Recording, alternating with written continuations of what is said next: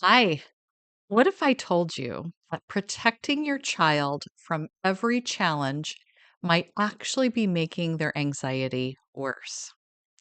Now, I know that sometimes this seems counterintuitive because if our child is coming to us and they're very anxious, we want to save them. We want to stop whatever is happening. We want them to feel better because them feeling better helps us to feel better. But every time that we are taking away those challenges from them, we are actually making their anxiety worse.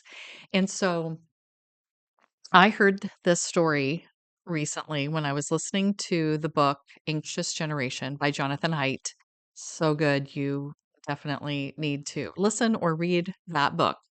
But he told a story in there that I thought I have to tell parents about this right away because it has just really resonated with me. And I'm even telling every one of my young clients about it because it's a picture that they can put in their mind and it totally makes sense.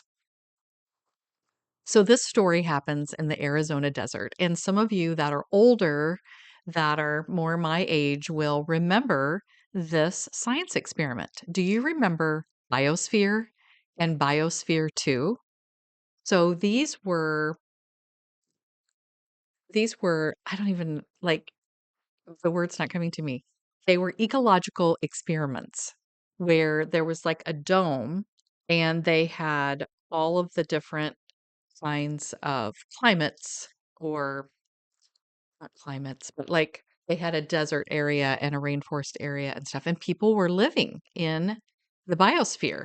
And this was an experiment that I think was supposed to last a couple years, and maybe it did, but they put all of the elements that you would have in kind of like in a terrarium.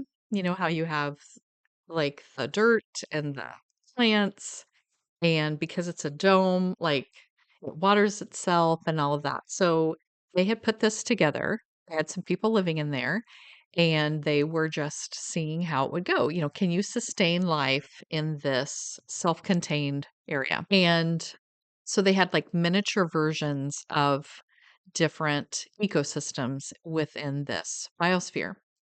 And what was so fascinating that they found out in this time of things being in the biosphere is that trees, they grew really fast because the environment was beautiful in so many ways, like consistent water, perfect nutrients. Everything was scientifically managed so that everything happened exactly in the right measures and had the right kind of elements in the soil and ideal temperature, no environmental problems. There's like no storms inside the biosphere.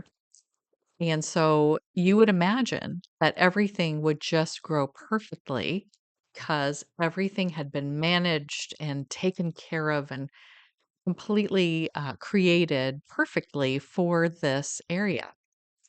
And so the scientists expected that the trees would thrive in this perfect environment.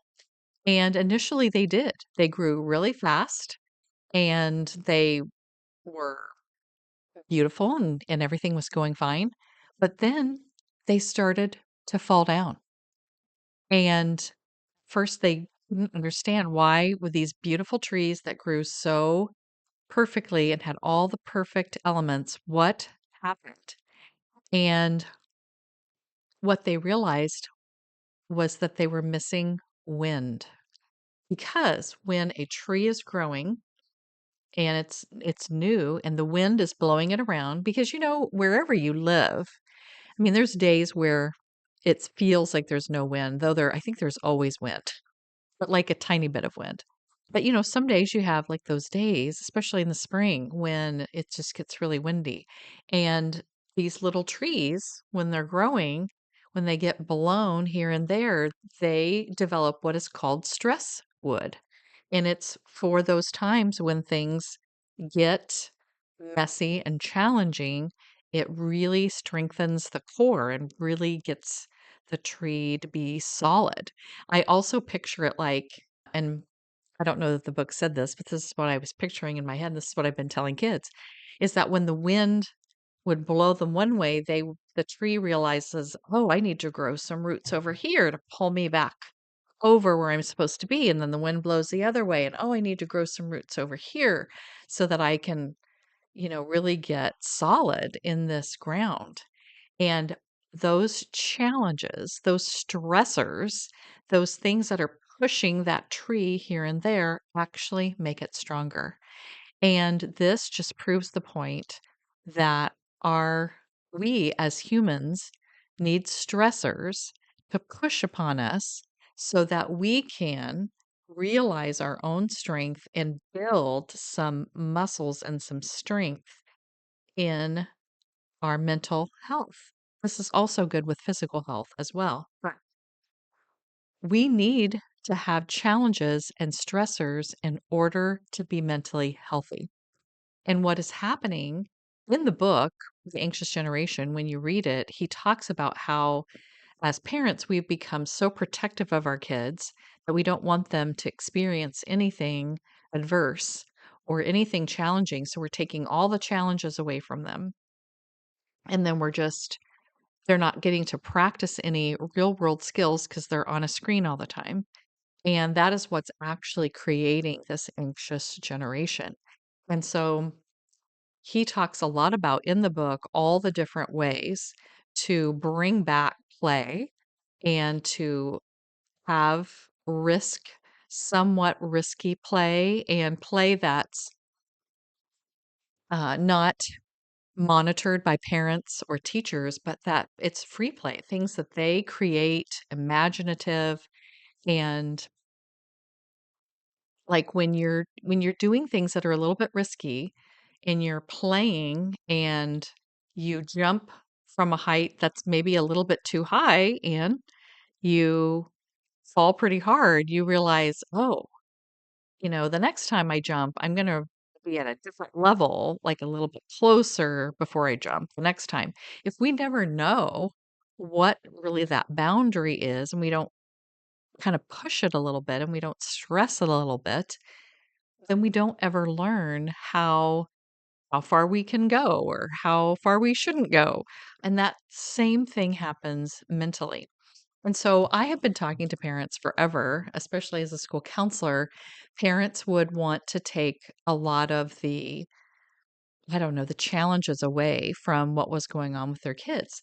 And I would tell them that, well, they need to have this challenge and this thing that is hard for them to do because that helps them to they can start to rely on themselves and realize that they can do things.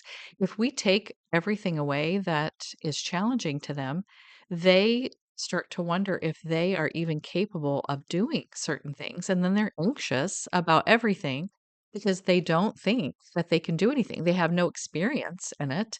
And they assume they can't do it because their own parents and other adults in their lives are not letting them make that choice. So then they think that they don't have a way to problem solve through that or figure out what to do next. So I love the lesson in the story that without, like those collapsing trees are telling us that without experiencing appropriate challenges, our kids cannot develop emotionally or psychologically that stress wood, that that solid core that they need in order for them to go into their adult life.